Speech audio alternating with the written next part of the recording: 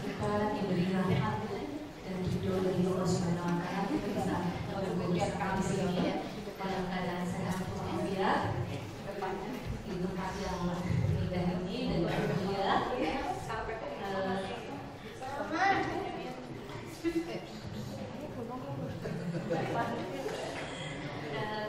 pertama-tama kami ucapkan terima kasih yang sebesar-besarnya untuk Pak Ustadz dari Bunda, juga anak-anak hebat di Sana Yatim ini telah berkenan meluangkan waktu untuk menerima kami, majelis taklim keluarga Paris. Alhamdulillah kita sudah berjalan lebih dari 2 tahun Pak Ustadz ya, dan senang sekali bisa pengajian di sini, dan insya Allah silaturahmi ini bisa tetap terus berjalan semakin baik, bermanfaat dan berkah. Dan tentunya kami juga mengucapkan puji dan syukur kehadiran ilahi atas kekompakan dari Bapak Ibu semua, atas support moral maupun material. Insya Allah semua sumbangsi Bapak Ibu semua, juga waktu Bapak Ibu semua hari ini dapat dibalas berlipat dari Allah Subhanahu wa Ta'ala. Insya Allah juga bisa banyak manfaatnya dan berkah. Saya rasa cukup Pak Ustadz dari kami. Sekali lagi terima kasih. Wabillahi taufiq wal hidayah. Assalamualaikum warahmatullahi wabarakatuh.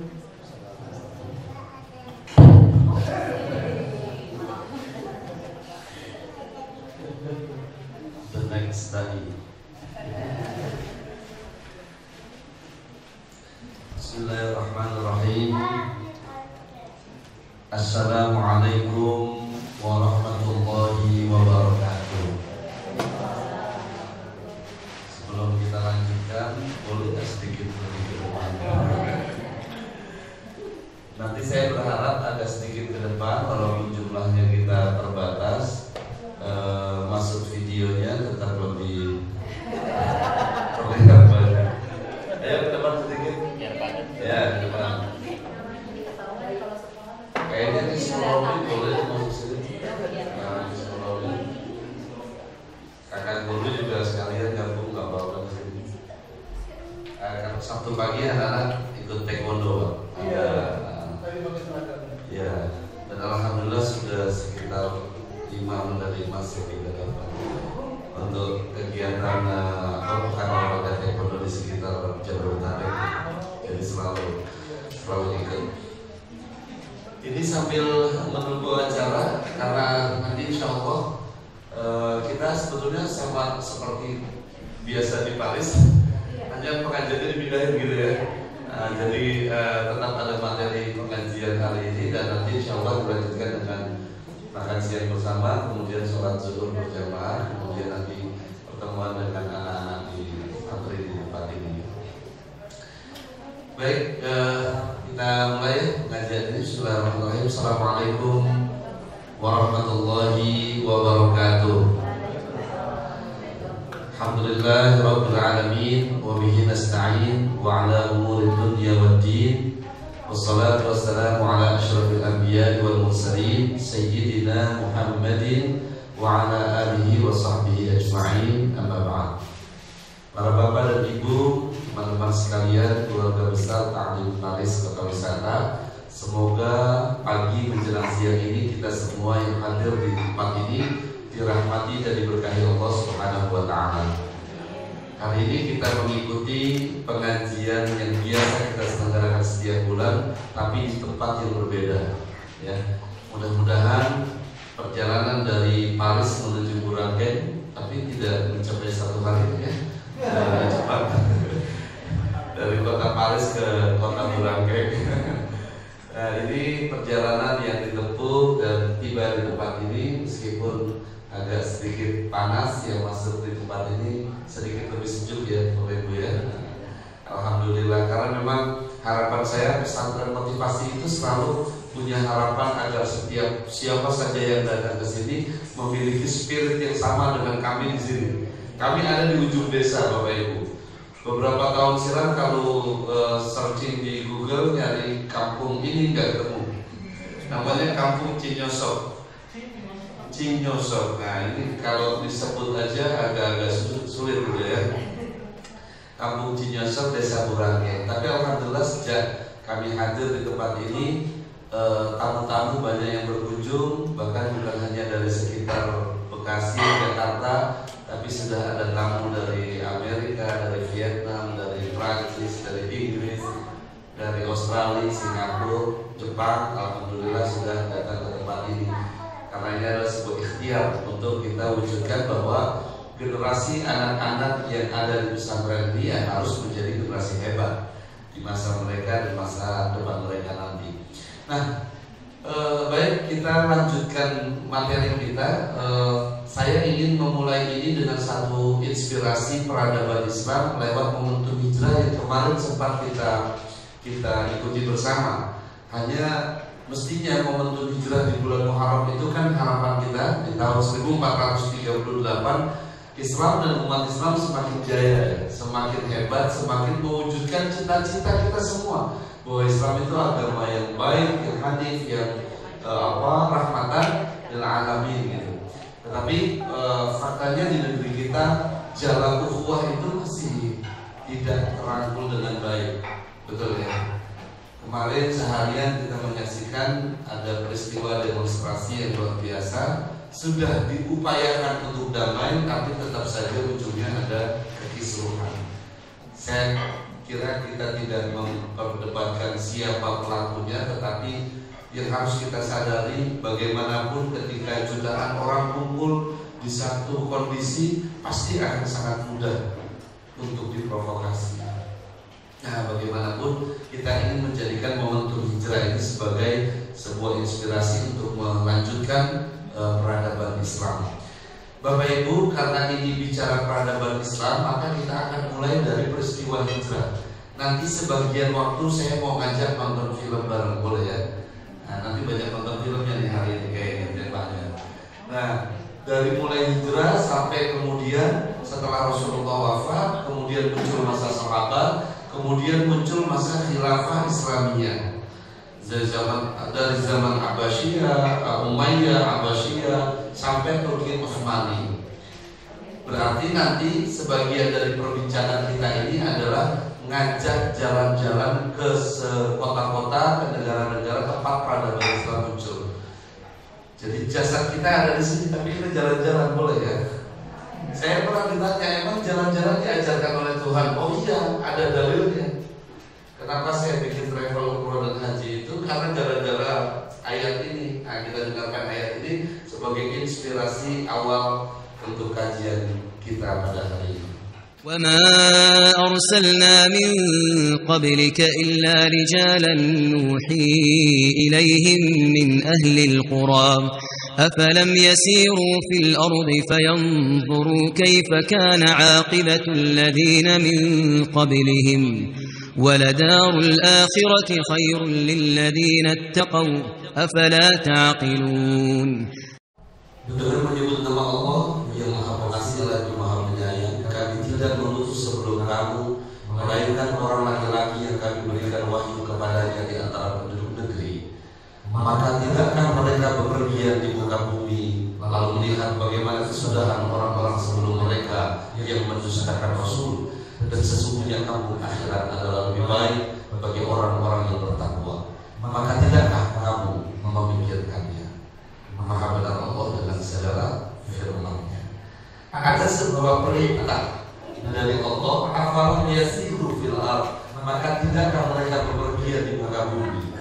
Jadi perintah untuk berjalan-jalan di seluruh negeri adalah perintah Allah. Dalam ayat lain dikatakan, dalam ayat yang Allah menyatakan tentang itu, bahkan bentuknya sudah perintah. Kalau ini kan pertanyaan bentuknya. Tapi di ayat lain Allah katakan, fasiru fil ardh, maka berjalanlah kalian di atas muka bumi. Ini ayat kalau kita terjemahkan dalam bahasa sekarang adalah secara tersurat memang tidak memerintahkan kita secara detail bagaimana pola perjalanannya. Tapi kalau baca ayat itu saya sering menerjemahkan sederhana. Inilah ayat yang menyatakan bahwa setiap kita harus punya paspor. Jadi dalil punya paspor ada itu. Loh, Tuhan yang memerintahkan.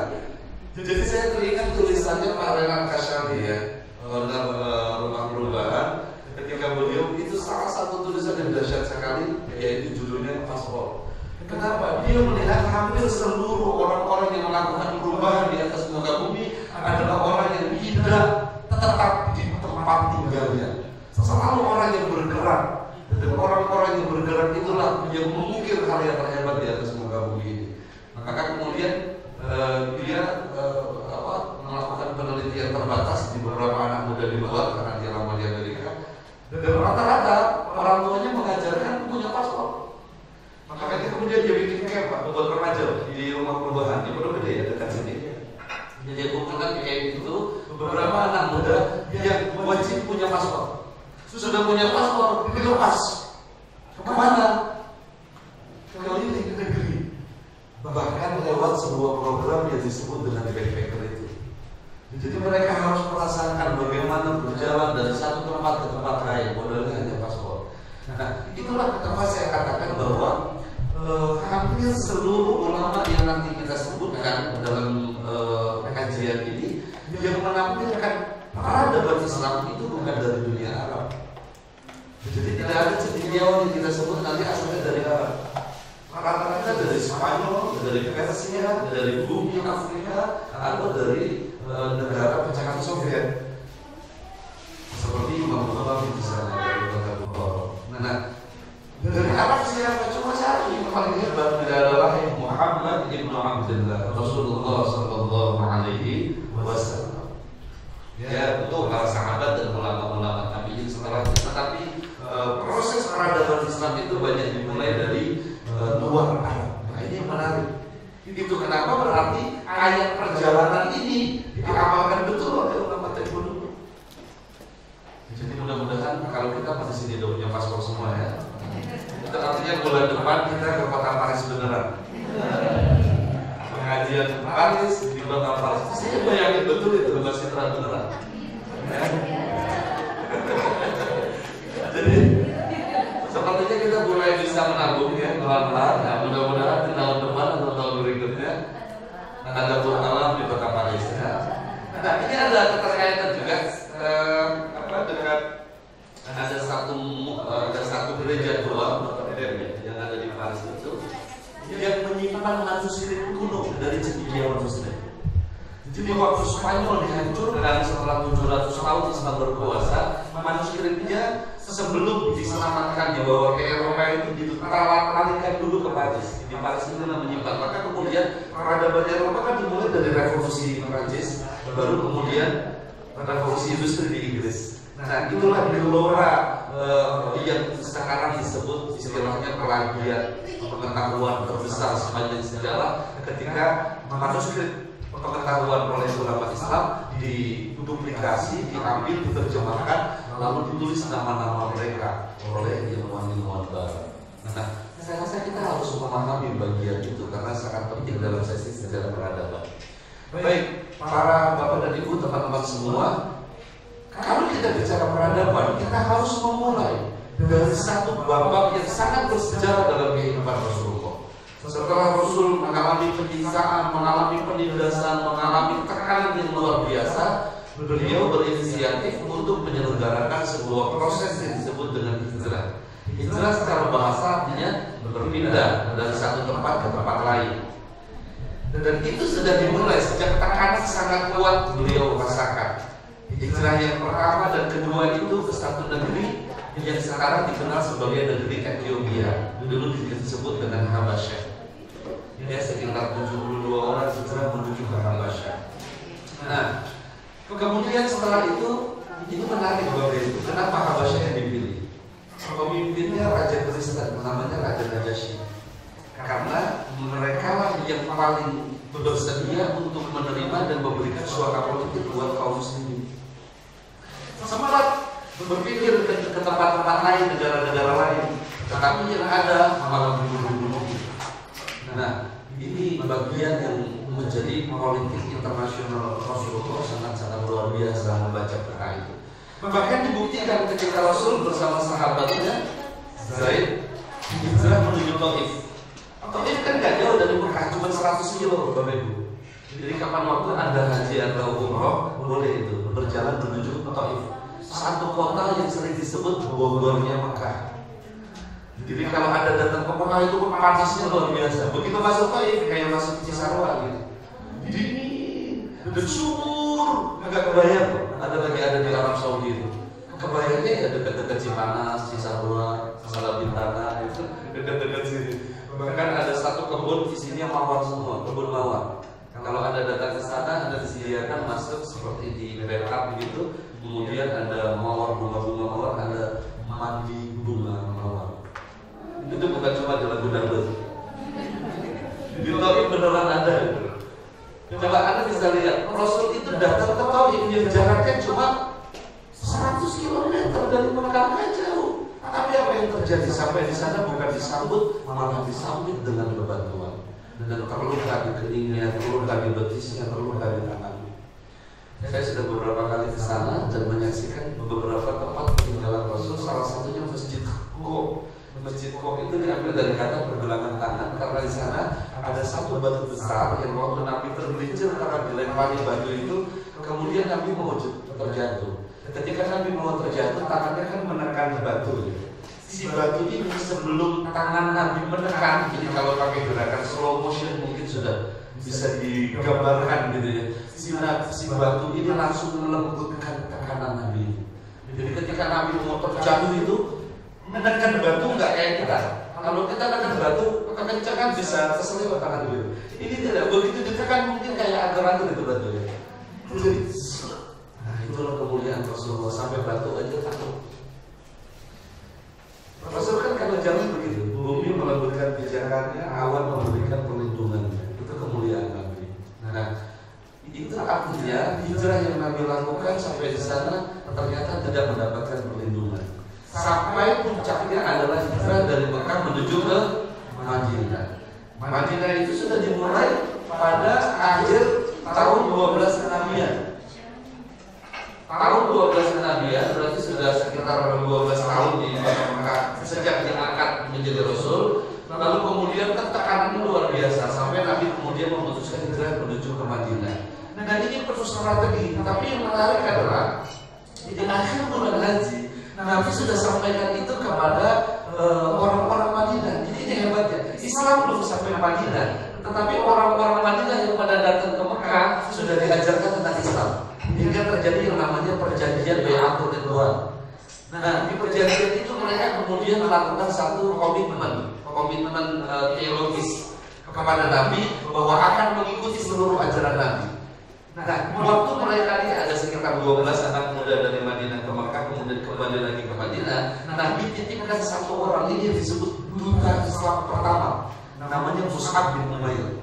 Mus'ab bin Umair dari Mekah dikirim sama Nabi. Mus'ab, kau ikut nanti rombongan ke Madinah, lalu sampaikan saja kepada orang Madinah tentang Islam. Saya menyebut ini semacam emas. Ya, jadi membangun hubungan masyarakat dalam strategi dagang ini menjadi penting. Anda punya rencana untuk launching produk, tapi produknya belum launching, woro-woronya sudah disampaikan kemana-mana. Nah, nanti saya punya produk loh, bentuknya begini. Nah, gitu kira-kira. Jadi sebelum Islam datang ke Madinah, tugasnya Mus'ab bin Umair. Kenapa Mus'ab yang dipilih? Mus'ab bin Umair itu orang yang paling tampan, sehingga sering dikatakan tampannya mendekati tampannya Rasulullah. Suaranya paling merdu, dan dia orang kaya yang melepaskan kekayaan semuanya sejak masuk Islam.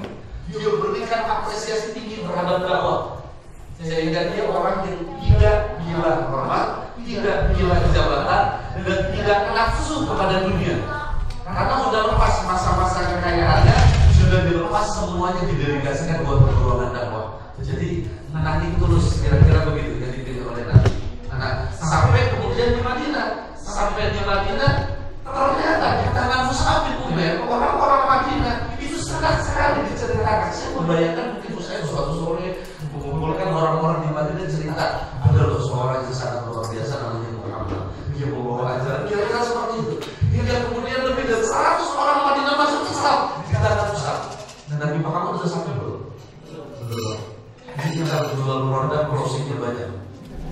the best sales in this world. Ini luar biasa. Produknya belum kelihatan, nabinya belum ada. Maka Anda bisa bayangkan ketika kemudian ada berita Rasulullah akan hijrah dari Mekah ke Madinah, orang-orang Madinah yang disebut dengan orang-orang Ansor itu seperti pacar menunjukkan kekasihnya karena lama nggak ketemu atau belum pernah lihat, tapi mereka dulu cinta. Jadi mereka semua menyambut berbaring di satu desa bernama Kuba.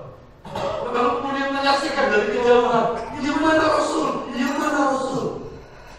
Kita bisa melihat kegembiraan itu tampak pada saat Rasulullah mendampingi sahabat Abu Bakar As-Siddiq. Kemudian kelihatan datang, lalu mereka menyambut dengan qasidah yang sangat terkenal. Ada yang kan qasidahnya?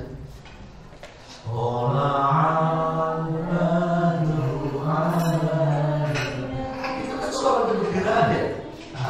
Boleh kita menyanyikan baru? Nanti kita suarakan supaya kesan kita kerinduan kepada Rasul. Tapi sebelumnya kita saksikan tayangan berikut ini.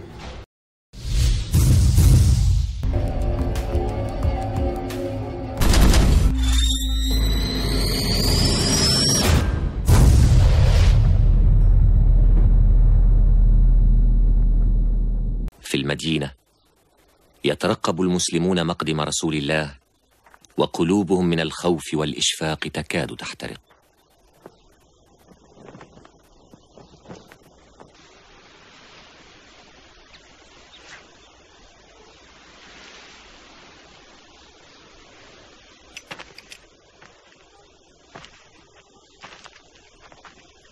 هل من شيء؟ لا، ليس بعد. قلبي عليه وعلى أبي بكر.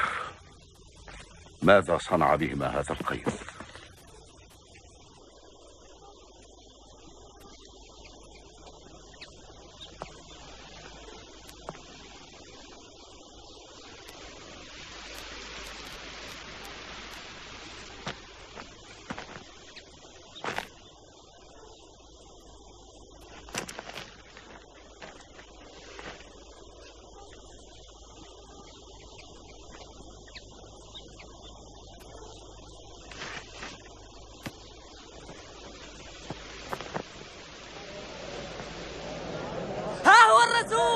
الله أكبر الله أكبر. ها هو الرسول.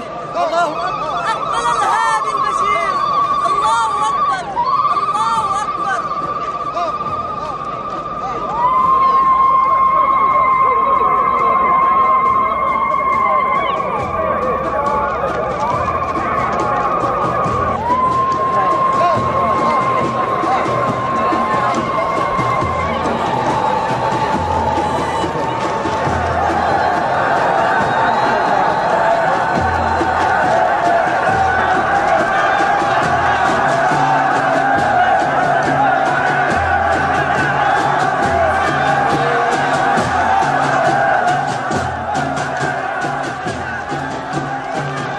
امضي واختبئ حتى لا اضطر الى عتقك ترحيبا بمكتبه.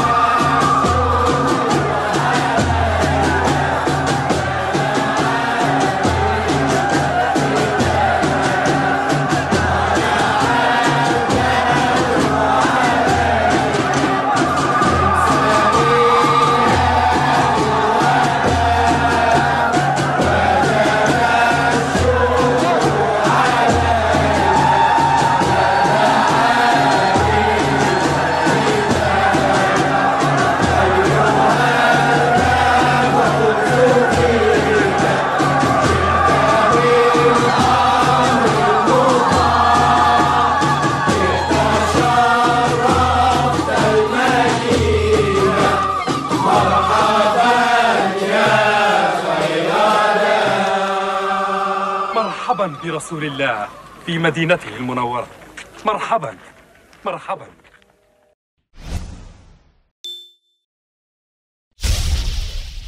مرحبا يا رسول الله في fil Madinatil Munawwarah. Dulu kota ini bernama Yathrib, artinya sesuatu yang buruk. Tapi sejak Rasulullah datang, diganti kota Yathrib itu dengan nama Al-Madinah Al-Munawwarah, Madinah yang bercahaya. Apa yang Rasul lakukan setelah tiba di sini? Rasul mengagendakan 3 prioritas utama. Yang pertama, binaul masjid, membangun masjid. Yang kedua yang dilakukan adalah at-ta'akhi, mempersaudarakan antara orang Mekah yang disebut Muhajirin dan antara orang Madinah yang disebut Ansor, dipersaudarakan. Dan yang ketiga, ini yang sering luput dari kajian sejarah. Apa yang Nabi lakukan? Al-Mitsaqul Madinah, bikin semacam MOU, bikin semacam nota kesepahaman. Nah, di nota kesepahaman itu Nabi menghimpun sekitar 25 pasal kesepakatan antara Nabi mewakili orang Islam, orang Kristen, orang Yahudi, dan banyak suku-suku yang ada di Madinah disatukan. Dan Nabi menyebut nahnu ummatun wahidah, kami bangsa yang satu. Uniknya di kesepakatan itu dasar negaranya bukan Al-Quran maupun hadis, tapi dasarnya adalah kesepakatan warga Madinah. Namanya Al-Mitsaq Al-Madinah. Dan semua dimulai dari masjid. Masjid itu yang pertama Nabi bangun sekaligus rumah di sekitar masjid itu. Jadi rumah Nabi ada di sekitar masjid. Untuk sekedar membayangkan supaya kita terbayang kembali, masih ingat Masjid Nabawi? Di bagian sebelah kanan katakanlah Raudhah, ya. Di bagian sebelah kanan adalah makam Rasulullah, di sebelah sininya adalah mimbar Rasul. Nah, antara mimbar Rasul dengan rumah Nabi atau makam Nabi ada karpet hijau, namanya Raudhah. Itu kira-kira areanya begitu. Jadi kalau Rasul mau sholat ngimami masjid itu, dia tinggal buka pintu keluar. Ada 3 tiang, masih ada sampai sekarang tiang. Namanya tiang pertama disebut dengan tiang tempat Nabi beristirahat, al-Astarir. Nah, kemudian yang kedua tiang tempat sahabat mengawal Nabi. Jadi beberapa kali sahabat bergantian mengawal rumah Nabi. Yang paling ujung tiang untuk menerima tamu kenegaraan. Dan itu sampai sekarang masih ada. Kapan-kapan kita bisa umroh bareng ya. Biar nanti kita tunjukin ini tiangnya. Tapi khusus yang laki-laki. Yang perempuan umroh barengnya iya nggak apa-apa. Cuma ke Raudhahnya nggak boleh ditemuin sama yang laki karena terpisah. Di Madinah jauh lebih tertib. Laki-laki di tempat laki-laki, perempuan di tempat perempuan, betul ya? Nah kalau di Mekah, ini yang masih ruwetnya sampai sekarang nggak bisa diatasi. Bagaimana mengatasi orang tawaf coba? Jutaan orang tawaf, mengatasinya susah sekali, bercampur di situ. Kebayang ya tadi Raudhahnya ya? Nah, kecuali anak-anaknya lagi membayangin Masjid Nabawi, kebayangin Masjid Istana gitu. Ya. Oke, baik. Nah, kita lihat bagaimana Nabi kemudian memberikan satu jalan keluar ketika orang Madinah itu menyambut Nabi dan minta supaya rumahnya menjadi tempat Rasul bermalam. Bahkan sampai dikasih, ya Rasul ini rumahku. Gak mau. Nabi menjawab, biarkan onta ini menentukan tempatnya. Jadi ontanya berjalan, di mana onta berhenti, disitulah masjid dan rumah Nabi dibangun. Kita saksikan. مقامك عندي يا رسول الله. بيتي أشرف بيوت يثرب، وإنه لأجدرها بإيوائك إن رضيت. بل في داري يا رسول الله. يا أهل يثرب، يا أهل يثرب، يا معشر الأنصار، رسول الله لا يرضى أن يفضل أحدكم على الآخرين. اسمعوا يا قوم، اسمعوا. رسول الله يقول: خلوا سبيل الناقة فإنها مأمورة. مرحى مرحى، حيثما تبرك الناقة يكون مسجد رسول الله وبيته. على بركة الله، على بركة الله.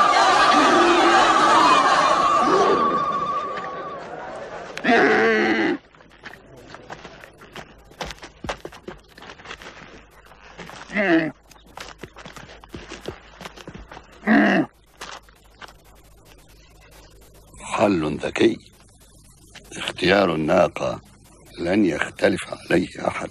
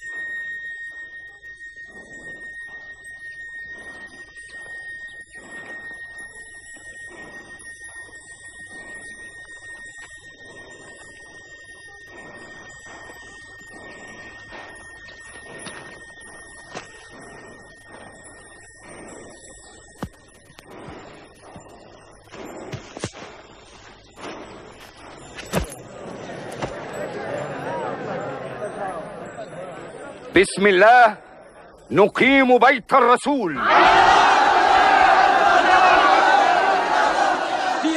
Mas, akhirnya inilah masjid pertama yang dibangun di rumah Rasulullah di kota Nabi.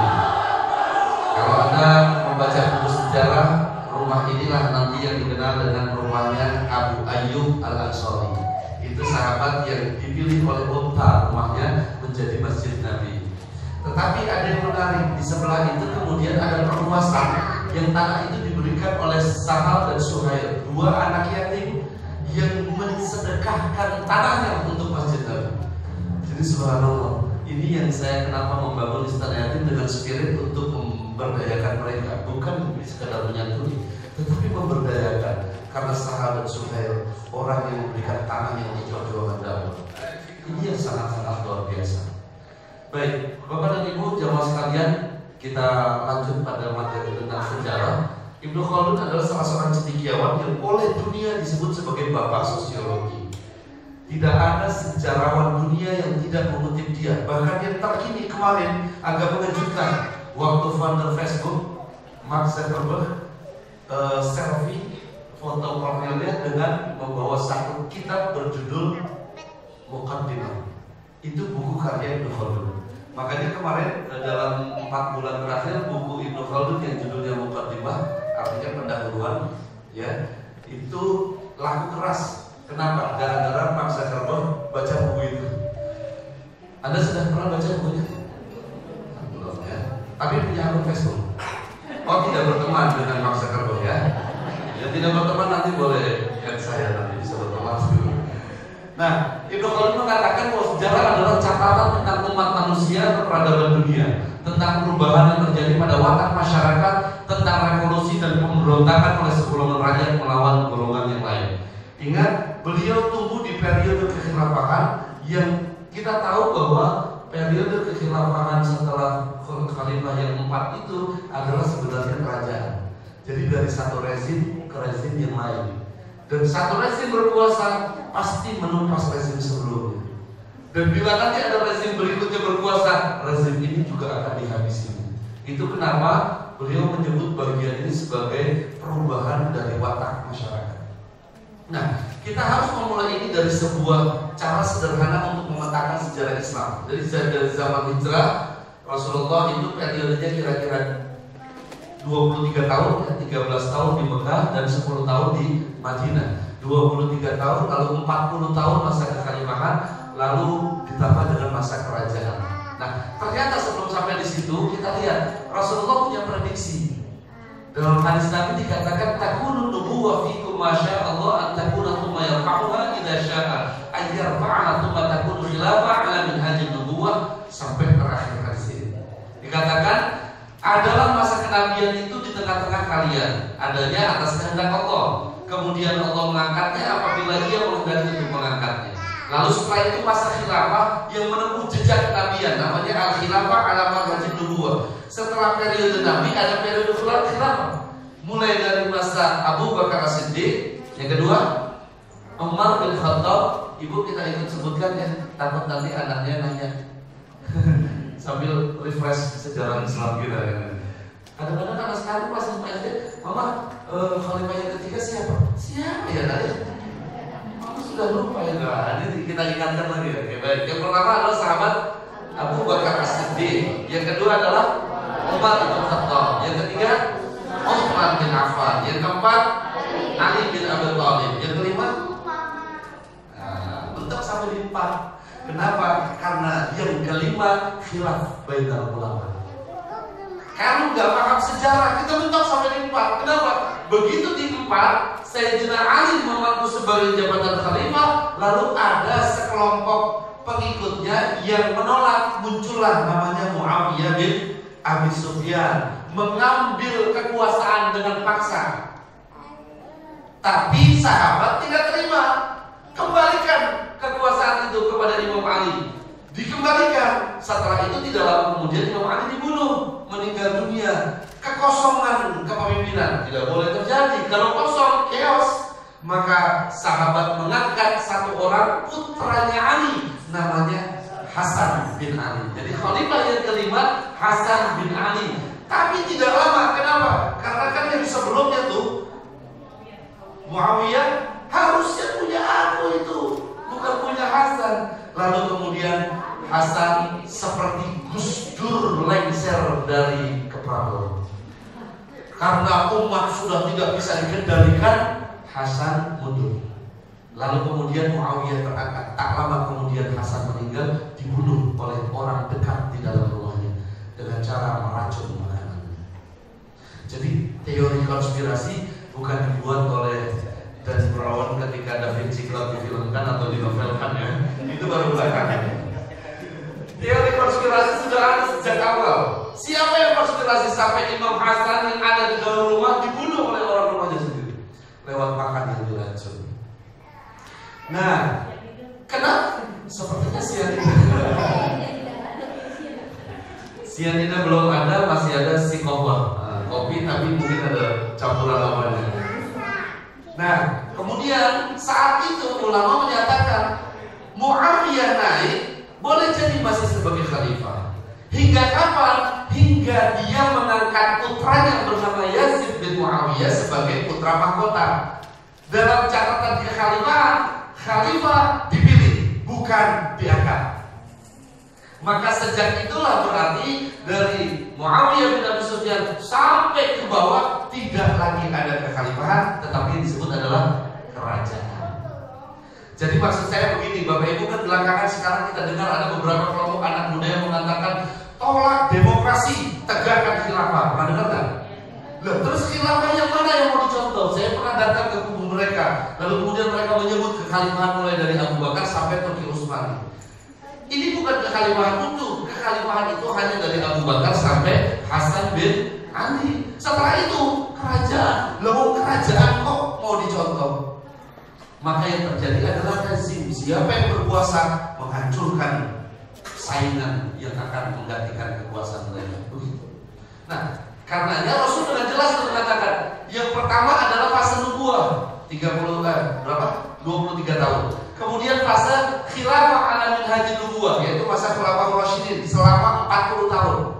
Di dalam hadis yang lain Nabi mengatakan selama 40 tahun. Kemudian mulkan adon, kerajaan yang menggigit selama lebih kurang 90 tahun. Ini yang disebut periode Umayyah pertama. Periode Umayyah terbagi dua. Nanti Umayyah pertama 92 tahun. 90 tahun pusatnya di Damaskus. Ibu tahu Damaskus? Syam. Ibu tahu Syam? Suriah yang sekarang dihabisi oleh ISIS itu. Nah, setelah 90 tahun Abbasiyah berkuasa. Abbasiyah berkuasa 624 tahun. Sekitar 600 tahun berkuasa, seluruh orang Umayyah dihabisi. Kecuali satu, dicari-cari, lari terus. Dia tidak terbunuh, lari ke Maroko. Dari Maroko ketemu dengan beberapa pasukan Islam yang saat itu dipimpin oleh Abu Nusair. Usianya belum genap 23 tahun. Lalu ada panglima perang yang diangkat, namanya Tariq bin Ziyad. Usianya belum genap 25 tahun. Saya ingin berkata, orang-orang hebat di masa lalu umur belum sampai 25 tahun, prestasinya udah luar biasa. Jadi panglima perang coba. Nama Raja Muawiyah terakhir, Raja Umayyah terakhir adalah Abdurrahman Ad-Dakhil. Nama lain dari Gus Dur, bukan nama aslinya Gus Dur itu. Kiai Haji Abdurrahman Wahid itu Abdurrahman Ad-Dakhil Wahid. Ya. Nah, dia inilah nanti yang membawa pasukan Umayyah terakhir itu menuju ke Spanyol. Jadi dari Maroko nyebrang pelabuhan Tangier. Kalau dari pelabuhan Tangier ke Spanyol itu langsung ke Sevilla ya. Di Sevilla itu ada satu selat menuju ke Spanyol. Nama selat itu adalah Jabal Tariq. Orang Latin tidak bisa menyebut Jabal Tariq, mereka menyebutnya Gibraltar. Gibraltar itu Jabal Tariq, tapi orang Latin sulit membahasakan. Sampai sekarang masih ada. Alhamdulillah saya sudah melintasi selat itu. Begitu sampai di pelabuhan sana, Sevilla udah kota Islam itu pertama. Tidak jauh dari sana ada pulau, namanya Pulau Malaga. Itu juga dikuasai Islam. keluar dari Sevilla menuju Granada, kemudian Cordoba, kemudian Toledo. Ini 5 kota yang dikuasai Islam selama 700 tahun. Jadi kalau Anda pernah mendengar Masjid Cordoba, Granada ada Istana Alhambra, istana yang ada di atas puncak dengan luas 3 juta hektar. Jadi sebelah utara sampai sebelah selatan itu dibangunkan istana yang sangat luar biasa megah, dan sampai saat ini masih ada. Ini yang saya katakan bahwa peradaban saat itu meskipun terpecah, padahal kan Abbasiyah pusatnya di Baghdad, Umayyah dari mana tadi, Damaskus, Syria, lari ke Spanyol. Baghdad itu Irak dihancurkan juga oleh ISIS. Makanya ISIS ini membangun negara Islam, Baghdad dan Syria. Irak dan Syria itu adalah 2 pusat kepemimpinan Islam di masa lalu. Madinah udah begitu. Madinah itu hanya sahabat-sahabat aja, dan sahabat besar, kemudian ulama-ulama, tapi kekuasaan politik itu udah begitu. Nah, dari sinilah kemudian nanti muncul Mulkan Jabariyah atau Jabariyah. Ini adalah kerajaan Mulkan Jabariyah, kerajaan yang menyombong. Jadi dari fase kerajaan yang menggigit sampai kerajaan yang menyombong itu mulai lagi. Setelah itu nggak habis-habis. Mulai Umayyah, mulai Abbasiyah, nanti ada yang namanya Bani Mamalik. Bani Mamalik itu dulunya adalah budak-budak, lalu diberi kesempatan berkuasa, lalu akhirnya menghabisi para raja, bikin kerajaan sendiri. Lagian budak dikasih kesempatan jadi raja, jadi habis semuanya. Lalu kemudian ada Bani Fatimiyah, Bani Seljuk, Bani Turki Utsmani. Yang paling lama berkuasa adalah Turki Utsmani, tapi ini kerajaan sudah tidak kuat. Nah, sampai terakhir 1924 Turki Utsmani digantikan oleh Mustafa Kemal Atatürk, seorang Muslim yang sekolah di Paris. Lalu kemudian boleh dicek nanti ya di Plaster Paris ada nama Kemal Atatürk. Ada Pak Kemal ya? Jadi itu Pak Kemal Atatürk tinggalnya di Paris ya sekarang ya. Dia yang kemudian kembali ke Istanbul, ke Turki, lalu kemudian menggantikan sistem kerajaan dengan sistem pembelajaran sekuler. Itulah yang terjadi sampai sekarang. Nah, sekarang berkuasa beberapa partai, gantian saja partai sekuler, partai Islam, partai ini. Turki tumbuh menjadi negara modern. Kerajaan habis. Adanya di mana? Tersisa di beberapa saja. Malaysia sebagian kerajaan, tetapi kemudian menganut kerajaan bersama. Beberapa raja bersepakat. Kemudian begitu juga dengan daerah-daerah lainnya. Nah, terakhir, thumma yarfa'uha ila sya'a ayyarfa'ha thumma takunu khilafatan 'ala minhajin nubuwwah. Terakhir nanti ada khilafah lagi atas manhaj kenabian. Ini yang dirindukan. Hadis inilah yang dipakai oleh satu kelompok tadi, akan ada khilafah lagi. Menurut ulama bukan khilafah lagi, tetapi akan ada sistem yang dikembalikan ke negara masing-masing secara lokalitas, dan kita memilih menjadi NKRI. Coba Bapak Ibu sekalian, kalau memahami ini secara letterlah, kita akan menegakkan khilafah lagi. Tapi khilafah jenis mana yang mau ditegakkan? Sekarang ngatur batas teritori aja pusingnya luar biasa, betul? Ini Malaysia Indonesia berantem dulu urusan perbatasan. Bagaimana mungkin satu dunia mau disatukan dalam satu perintah? Seperti sekarang misalnya, kan semuanya saling klaim kan? Abu Bakar al-Baghdadi, presidennya ISIS, mengatakan akulah khalifah dan kalian tunduk kepadaku. Sedunia ada orang yang mau tunduk sama Abu Bakar al-Baghdadi. Ada anak muda kemarin tuh yang melakukan bom bunuh diri itu, anak buahnya Bahru Naim. Tahu Bahru Naim kan? Yang artinya samudra kenikmatan, tapi ngebom di Sarina. Itu Bahrul Musibah namanya. Samudra azab itu. Lagian salah, dari dulu namanya jihad itu di jalan Allah, bukan di jalan Tamrin. Itu keliru besar. Maka saya bilang kalau belajarnya agamanya tidak tuntas ya begitu. Nyari cuma kopas, cari Google, bukan salah ya, boleh, kita dapat manfaat banyak. Saya sampai saat ini salah satu pekerjaan setia saya adalah googling pagi, siang, sore, malam. Tapi karena sumber referensinya jelas kita tahu, maka cara mencarinya juga jelas. Itu yang harus kita lakukan. Tapi kalau tidak, bahaya sekali. Bagaimana orang mendapat akses ilmu hanya melalui sesuatu tanpa guru? Akhirnya apa? Syaitan jadi gurunya. Coba kejadian kemarin, belum selesai, provokasi sampai kemana-mana, betul nggak? Yang berita ini meninggal, berita ini kejadian itu. Pas lagi dikonfirmasi, nggak tahunya orangnya lagi pimpin pengajian. Kalau boleh kata mati. Berita belum sesungguhnya benar. Itu kenapa kemudian Tuhan mengingatkan, jangan pernah engkau terganggu dan kemudian menyebarkan berita yang belum jelas kebenaran. Maka perlu ada dengan tabayun. Baik, kira-kira begitu Bapak Ibu ya, peta dari zaman hijrah sampai ke masa kerajaan.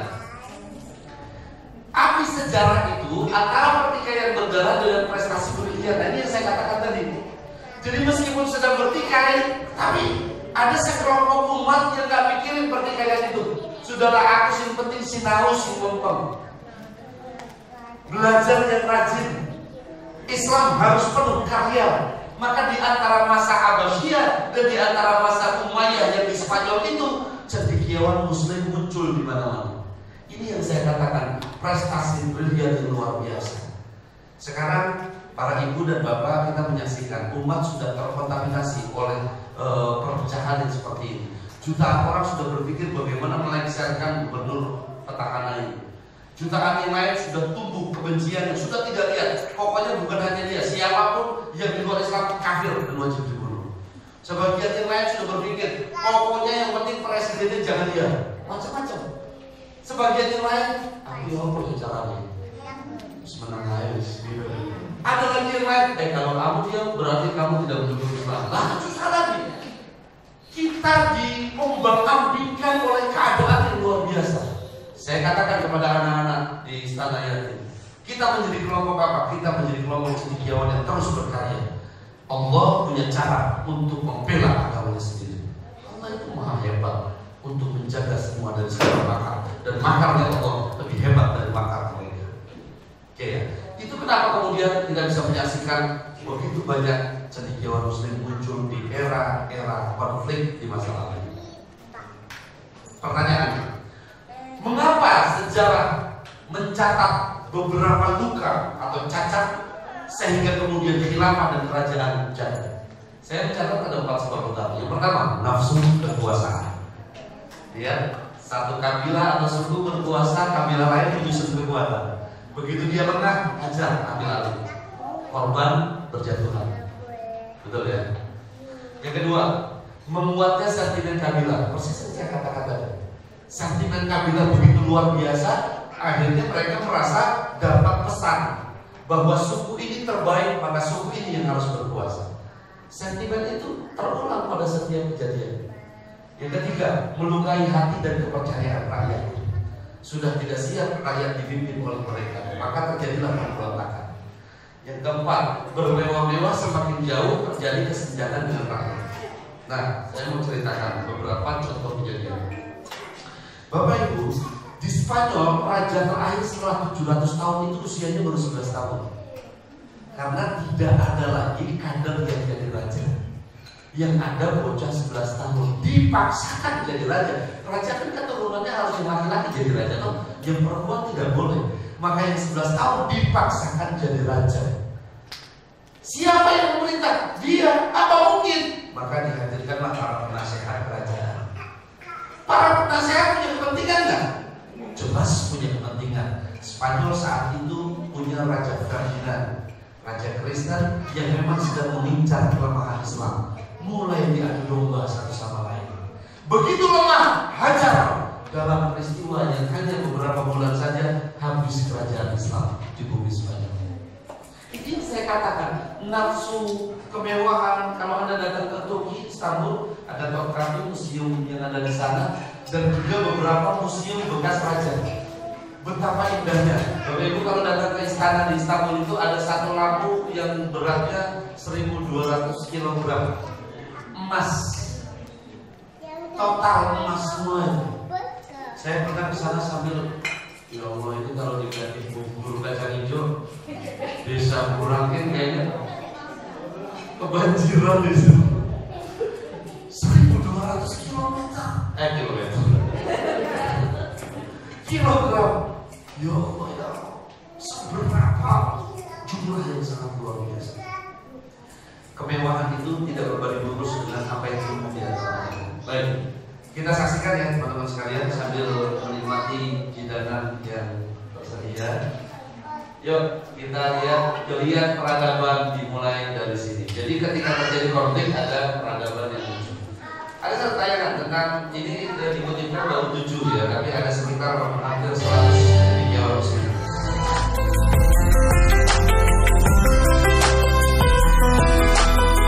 Kehidupan modern tak lepas dari penemuan-penemuan dari ilmuwan masa lalu. Dan ternyata banyak dari ilmuwan tersebut adalah para ilmuwan muslim yang kemudian mempunyai kontribusi dalam pengembangan ilmu pengetahuan yang merupakan temuan awal sebelum dikembangkan oleh ilmuwan barat lainnya. Untuk itu, sebuah yayasan sains, teknologi, dan peradaban atau The Foundation for Science, Technology and Civilization yang berpusat di London mengadakan pameran untuk memperlihatkan dan menegaskan kepada publik tentang kontribusi peradaban non-barat yang sudah ada 1000 tahun yang lampau. Berikut, On The Spot merangkumnya dalam 7 penemuan Islam yang menginspirasi dunia.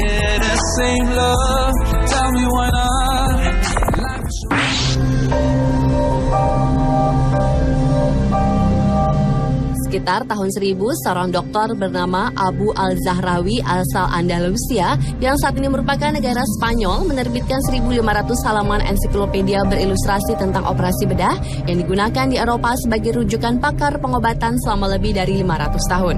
Di antara banyak penemuan, Zahrawi yang menggunakan larutan usus kucing menjadi benang jahitan sebelum menangani operasi kedua untuk memindahkan jahitan pada luka.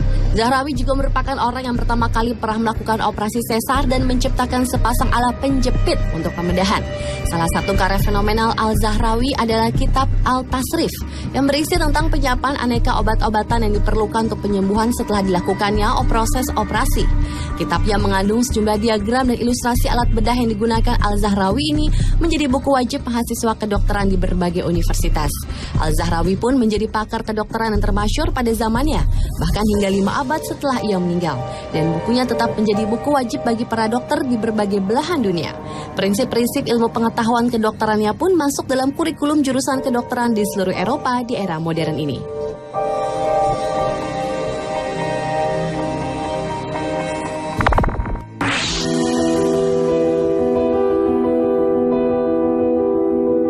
Selama ini banyak yang menyangka bila robot pertama diciptakan oleh sang jenius Leonardo da Vinci di tahun 1495. Akan tetapi kenyataannya pada tahun 1206, seorang ilmuwan bernama Al-Jazari telah menciptakan sebuah mesin yang bisa bergerak-gerak menggunakan tenaga air berbentuk manusia yang merupakan salah satu robot pertama dalam sejarah manusia.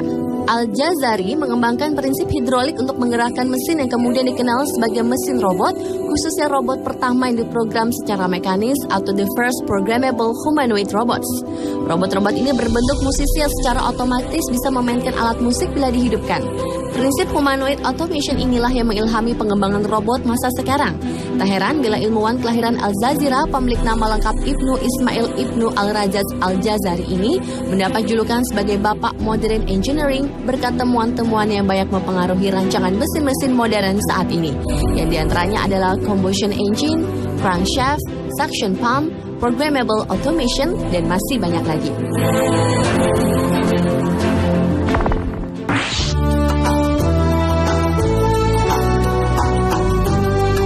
Antara tahun 1000-an, seorang ilmuwan muslim bernama Ibnu Al-Haytham membuktikan bahwa manusia melihat objek dari refleksi cahaya dan masuk ke mata.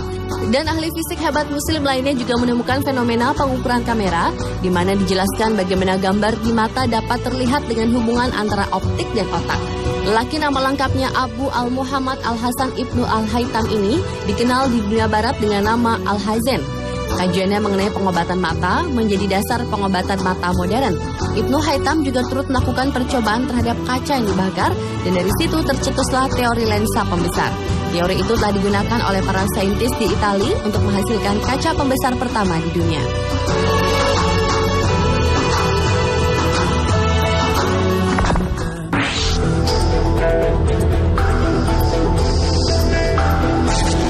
Sejak abad ke-7 Masehi, umat muslim telah mengembangkan sebuah gaya hidup higienis yang mutakhir. Menurut Ahmad Al-Yahasan dalam buku yang berjudul Technology Transfer in the Chemical Industry, kota-kota Islam seperti Nablus di Palestina, Kufas dan Basrah di Irak telah menjadi pusat industri sabun.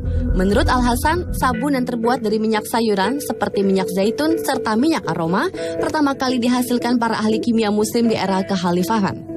Salah seorang sarjana muslim yang telah mampu menciptakan formula sabun ini adalah Al-Razi Kimiawan, legendaris dari Persia yang saat ini adalah Uzbekistan. Bahkan pada masa itu telah tercipta sabun khusus untuk mencukur kumis dan janggut. Resep pembuatan sabun di dunia Islam juga telah ditulis oleh seorang dokter terkemuka dari Andalusia Spanyol Islam bernama Abu Al-Qasim Al-Zahrawi alias Abul Qasis pada tahun antara 936 hingga 1013 Masehi. Dan hingga kini pun formula untuk membuat sabun tak pernah berubah.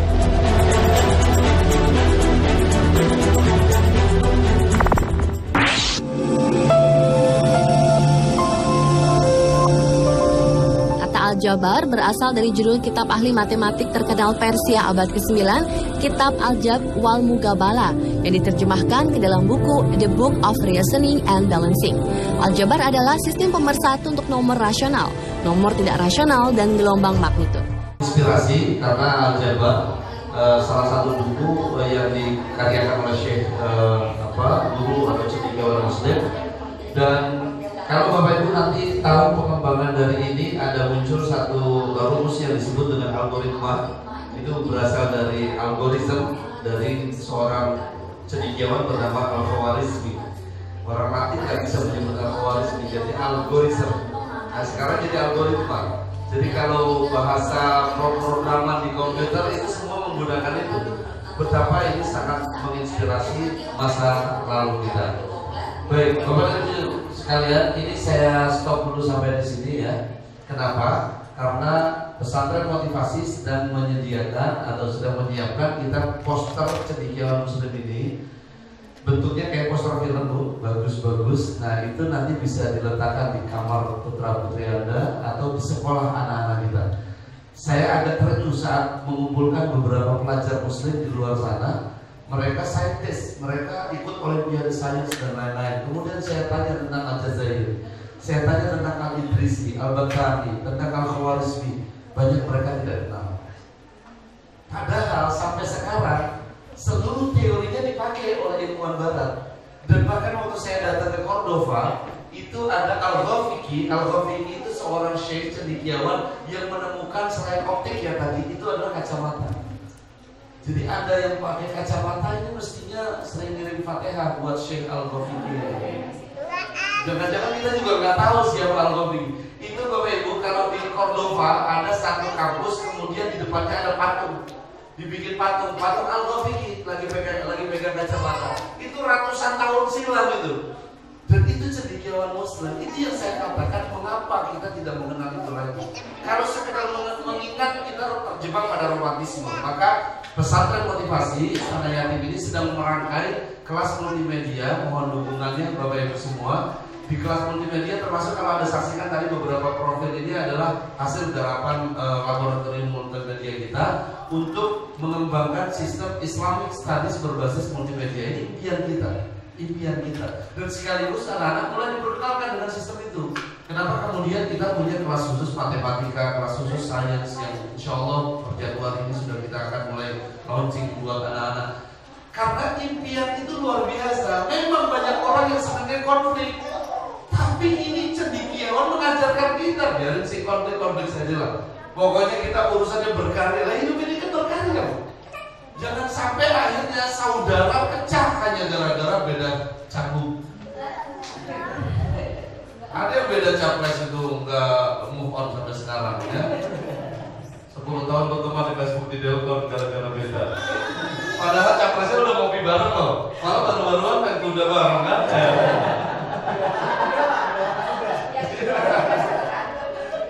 Meskipun ada yang kebakaran jenggot ya. Karena gak diajak berkuda rupanya. Ayo kita jawab, apa rahasia keberhasilan mereka? Tumbuh dalam lingkungan keluarga yang mencintai ilmu. Ini satu syarat utama. Anda mau mencetak anak-anak yang hebat di bidang pengetahuan, kita harus menjadi orang-orang yang mencintai ilmu, mulai dari ayahnya, ibunya, bagaimana lingkungannya, lingkungan membaca, lingkungan menelaah kajian dan lain-lain. Berada dalam atmosfer peribadatan yang kuat. Kita lihat betapa ini sudah dimunculkan sejak awal. Menyelesaikan pelajaran agama di usia dini. Nah, ini banyak yang terjadi kelupaan di sini. Kita seringkali menjadikan pelajaran agama di bagian akhir kalau sempat. Nah, di awal sudah harus mulai ditanamkan. Itu kenapa para cendekiawan yang saya sebutkan tadi itu banyak yang usia dininya udah selesai kajian agamanya. Ibu bapak jangan berkatakan, mereka mau pintar semua bahasa Arab. Orang Spanyol lahir mana bisa bahasa Arab? Orang Spanyol itu sama orang Cibubur. Waktu lahir gak bisa bahasa Arab gitu. Tapi mereka mengkaji itu. Itu yang harusnya kita tumbuhkan spiritnya kayak ini. Berikhtiar memantaskan diri menuju prediksi dan harapan Nabi, supaya sama dengan yang Nabi sampaikan. Eager to learn. Bagaimana mereka memiliki yang disebut dengan al-haris, rasa rakus dalam belajar, selalu haus dengan pengetahuan, persisten dalam belajar. Coba lihat tokoh-tokoh seperti Imam Bukhari. Imam Bukhari itu mencari ilmu kesini kesana dengan mata buta, mata buta, tapi mereka terus mencari dengan kesungguhan yang luar biasa, persisten sekali, aktif dalam jejaring keilmuan. Ini dalam sejarah keilmuan disebut dengan sanad. Sanad itu yang menyambungkan satu ilmu dengan ilmu lain sampai kepada Rasulullah. Nah itu kalau Anda belajar dengan guru yang tidak jelas sanadnya, bingung nanti mentoknya kemana gitu. Nah sanad ini penting. Teramat sangat keberserahkannya kepada Allah Subhanahu wa Ta'ala. Saya mau tampilkan satu film terakhir Bapak Ibu supaya kita bisa lihat salah satu contoh. Ada anak muda yang sejak kecil sudah disampaikan sama Nabi hadis-hadisnya itu, lalu kemudian dia disampaikan oleh guru ngaji waktu kecil. Jangan-jangan kamu kali yang dimaksud oleh Nabi. Soalnya Nabi pernah mengatakan Konstantinopel akan jatuh di tangan seorang anak muda yang namanya seperti namaku. Anak kecil ini namanya Muhammad. Jangan-jangan aku gitu. Kata guru ngaji, iya kali kamu lah. Maka dilihat hadis Nabi mengatakan Konstantinopel akan jatuh oleh seseorang yang dia menjadi pemimpin paling baik, punya pasukan paling bagus, paling soleh semuanya, sehingga dia memantaskan diri itu. Jadi umur 12 tahun dah hafal Quran 30 juz. Orang Turki yakin orang Turki gak semuanya bisa bahasa Arab. Itu kalau lagi umroh ketemu orang Turki banyak banget, saya tanya bahasa Arab agak ngerti. Asal saya tanya pakai bahasa Arab jawabnya Turkiye gitu. Maksudnya udah, saya orang Turki gak bisa bahasa Arab. Bahasa Arab gak bisa, bahasa Inggris gak bisa, kan pusing ngobrolnya coba. Tapi dia bisa hafal Quran 30 juz, lalu kemudian memantaskan itu dengan pembelajaran keilmuan berikutnya. Namanya Muhammad Al-Fatih. Belum genap 21 tahun, dia menjadi panglima yang menaklukkan Konstantinopel. Kita saksikan.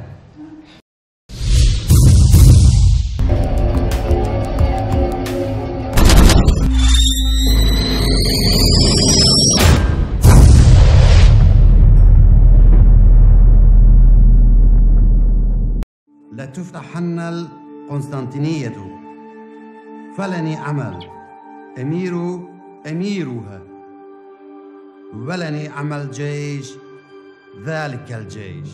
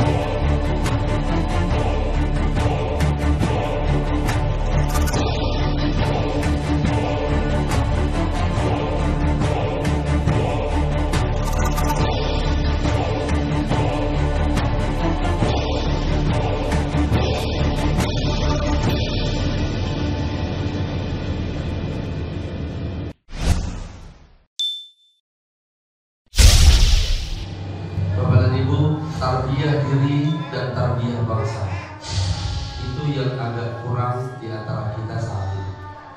Maka kita sangat membutuhkan jenis pendidikan terbaik buat diri kita dan jenis pendidikan terbaik buat bangsa kita.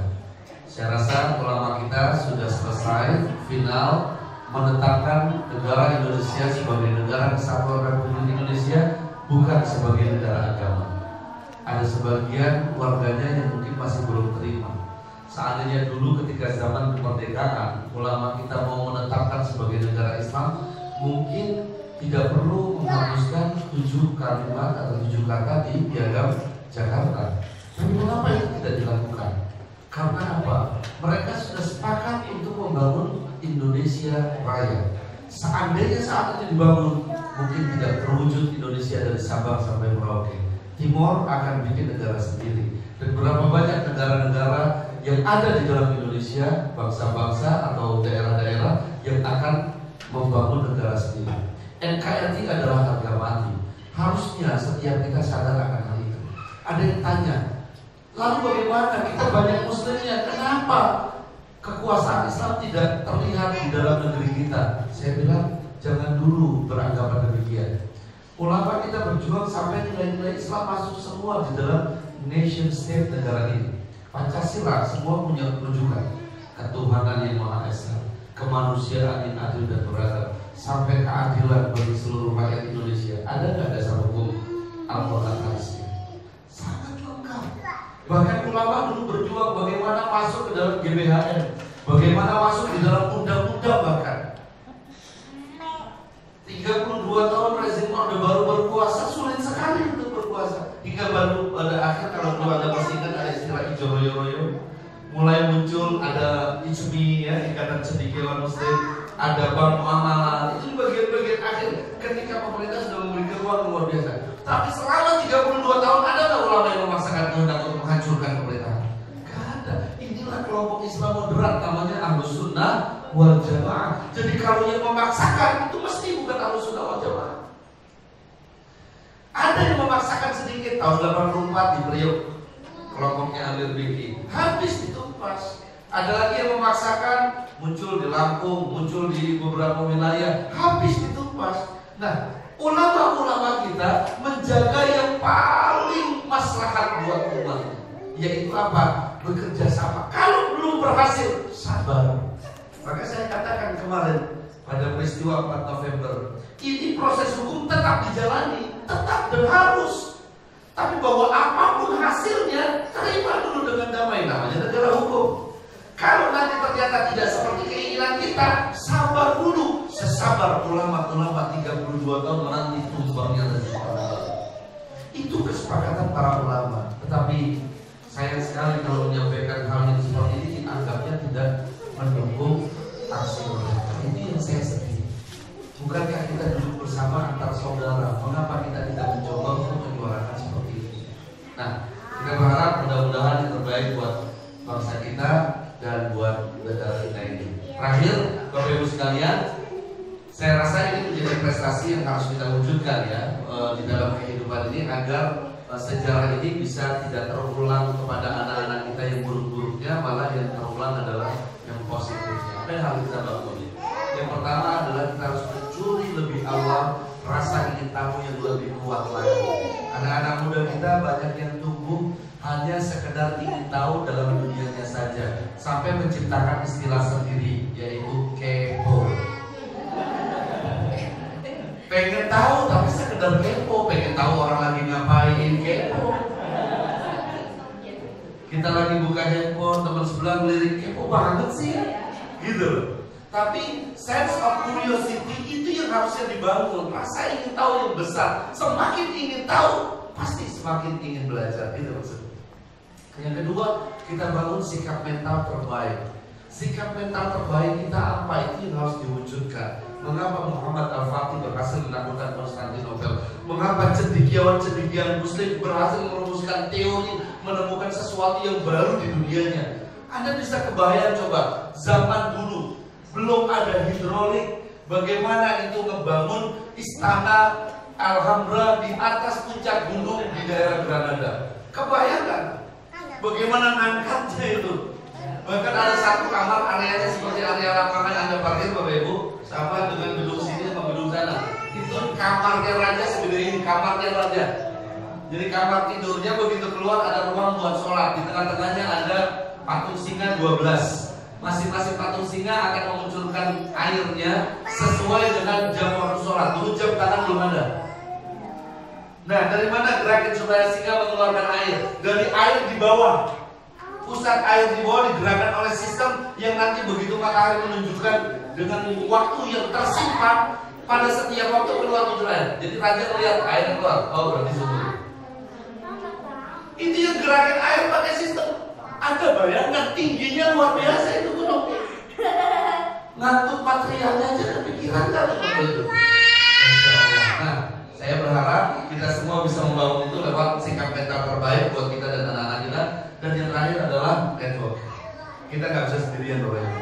Kita harus membangun jejaring ini sebaik-baiknya, seluas-luasnya, dengan harapan peradaban Islam lewat momentum hijrah bisa kita bangun. Mungkin dari anak-anak Anda, dari cucu-cucu Anda, dari jaringan yang kita punya dan kita kenal. Semoga Allah ridho atas semua harapan-harapan ini. Baik, terakhir saya mengucapkan terima kasih atas kesempatannya bisa di tempat ini. Mohon doa, kita sedang merancang untuk seminar Quantum Name. Ini bicara tentang bagaimana membaca karakter seseorang lewat nama, lalu sekaligus mengenali diri lewat sebuah makrifatul nafs, mengenal akan diri sendiri. Insya Allah launchingnya kita tanggal 11 Desember di Hotel Sofia di Menteng dekat India ya kalau nggak salah.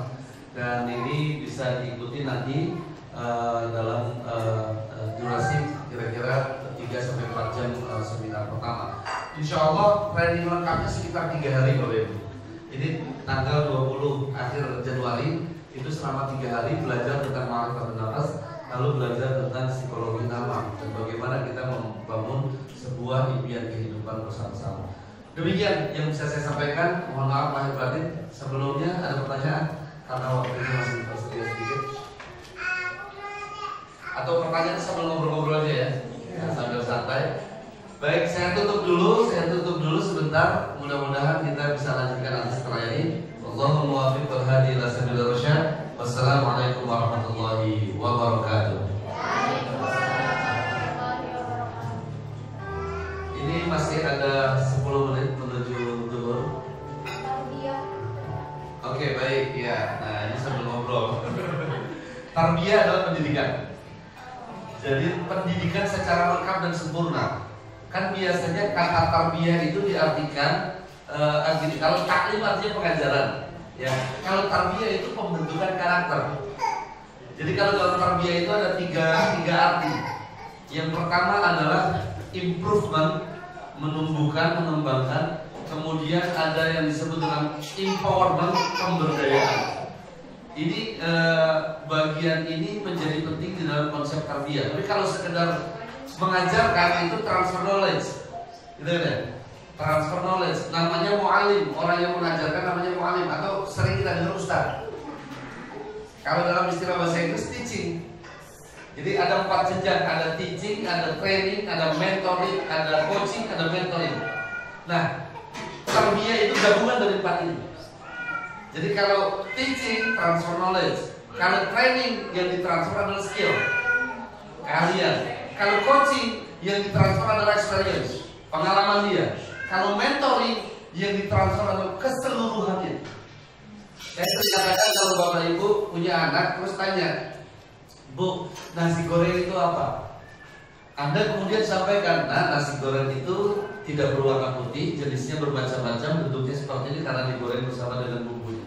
Oh gitu ya Ma, oke good. Anda melakukan proses yang pertama namanya teaching, dari tidak tahu menjadi tahu, yang ditransfer knowledge. Lalu dia tanya lagi kan, Ma caranya bagaimana? Gitu. Anda bawa ke dapur, Anda ajarkan, namanya training. Yang Anda transfer adalah skill, transfer of skills. Jadi kita ajarkan sampai dia bisa, dari awal sampai dari tidak bisa menjadi bisa. Udah bisa bikin apa belum? Mungkin belum.